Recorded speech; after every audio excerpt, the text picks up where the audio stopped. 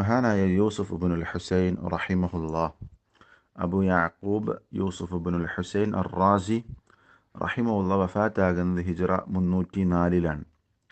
അദ്ദേഹം പറയാണ്, അഅസ്സു ഷൈഇൻ ഫി ദുനിയ അൽ ഇഖ്ലാസു വകം അജ്തഹിദു ഫി ഇസ്ഖാത്തി റിയാഇ അൻ ഖൽബി ഫകഅന്നഹു യംബുതു അലാ ലൗനിൻ ആഖർ.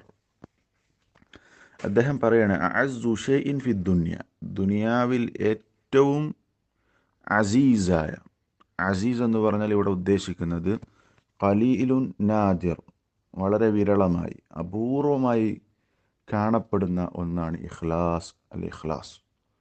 അപ്പോൾ ഇഖ്ലാസ് എന്നുള്ളത് അള്ളാഹുവിൻ്റെ വജ്ഹ് ഉദ്ദേശിച്ചു കൊണ്ട് മാത്രം പ്രവർത്തിക്കുക എന്നുള്ളത് ഈ ദുനിയാവിൽ ഏറ്റവും വിരളമായ ഒരു കാര്യമാണ്, വളരെ അപൂർവമായി മാത്രം കാണപ്പെടുന്ന ഒന്നാണ് എന്നാണ് അദ്ദേഹം പറയുന്നത്. ശരിയായ ഇഖ്ലാസ് ദുനിയാവിൽ വളരെ കുറവാണ്. അങ്ങനെ പ്രവർത്തിക്കുന്ന മുഖ്ലിസുകൾ വളരെ അപൂർവമാണ്, വിരളമാണ് എന്നാണ് പറഞ്ഞിട്ടുള്ളത്. എന്നിട്ട് അദ്ദേഹം പറയുന്നു, വകം അജ്തഹിദു ഫി ഇസ്ഖാത്തി റിയാഇ അൻ ഖൽബി, എൻ്റെ ഹൃദയത്തിൽ നിന്ന് റിയാഇനെ എടുത്തു മാറ്റാൻ, അതിനെ ഇല്ലാതെയാക്കാൻ ഞാൻ എത്രയാണ് പരിശ്രമിച്ചു കൊണ്ടിരിക്കുന്നത്. എത്രയോ ഞാൻ പരിശ്രമിച്ചു കൊണ്ടിരിക്കുന്നു റിയാഇനെ, ലോകമാന്യതയെ, ആളുകൾ കാണാൻ വേണ്ടി പ്രവർത്തിക്കുക നിയ്യത്തിനെ ബാധിക്കുന്ന ഗുരുതരമായ അസുഖമാണ്. ഇഖ്ലാസിനെ ബാധിക്കുന്ന വളരെ അപകടം പിടിച്ച കാര്യമാണ്. അതിനെ ഇല്ലാതെയാക്കാൻ, ഹൃദയത്തിൽ നിന്ന് എടുത്തു മാറ്റാൻ എത്രയാണ് ഞാൻ പരിശ്രമിച്ചു കൊണ്ടിരിക്കുന്നത്.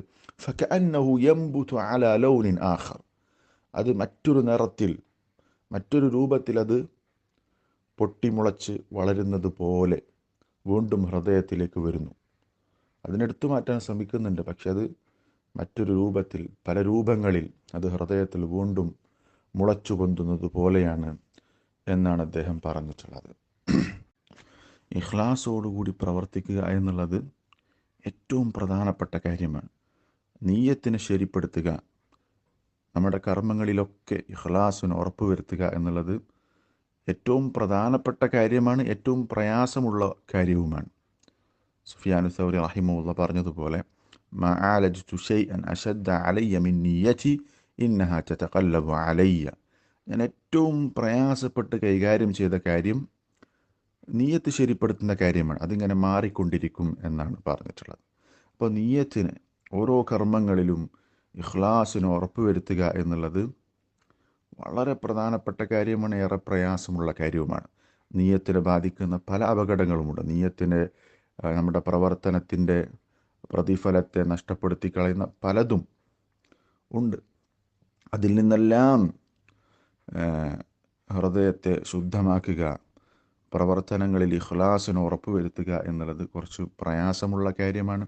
അങ്ങനെ പ്രവർത്തിക്കുന്ന മുഖ്ലിസുകൾ, ആ ഇഖ്ലാസ് ദുനിയാവിൽ വളരെ കുറച്ചാണ്, അപൂർവമാണ് എന്നാണ് യൂസുഫ് ഇബ്നുൽ ഹുസൈൻ റഹിമഹുല്ലാ പറഞ്ഞിട്ടുള്ളത്.